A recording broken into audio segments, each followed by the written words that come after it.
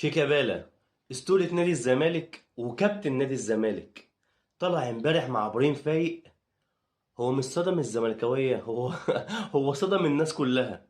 يعني ازاي انت ككابتن نادي الزمالك تقول انا كنت رايح نهائي دوري ابطال افريقيا ضد سان داونز ب 14 لعيب بس، من ضمنهم اتنين كانوا قاعدين بيشيشوا. طب بالله عليك ازاي انت تقول كلمة زي دي؟ ازاي انت راجل اسطوره في نادي الزمالك ورمز من رموز نادي الزمالك وكنت كابتن، يعني انت الكابتن. ازاي اصلا سمحت بحاجه زي دي؟ وازاي سمحت مثلا الاتنين زي ما انت بتقول، انت قلت اتنين بيشيشوا، يعني انت كده شفتهم بعينك. ازاي ما خدتوش اجراء؟ وازاي يعني ما حدش في الدنيا كلها يعرف غير امبارح وانت مع ابراهيم فايق بتتكلم؟ دي حاجه. تاني حاجة انت بتقول انا كان نفسي احقق بطولة افريقيا مع نادي الزمالك وبتاع. انت بتكسر مقاديف اللعيبة.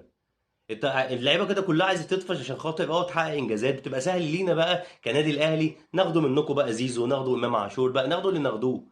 وفاتحين ملف عبد المجيد ماشي، عايز يجدد ب 40 مليون ومش عارف ايه. انت بتتكلم اللي هو ايه؟ مش عايز يجدد او المبلغ كبير يمشي نبيعوه نعمل؟ لا، انتوا المفروض في انتماء عندكم، المفروض في يعني البروتوكول مختلف خالص. لكن لا، ده بلح بلح خالص، واللي انت قلته اصلا ده يدينك، يعني يدينك في حد ذاته.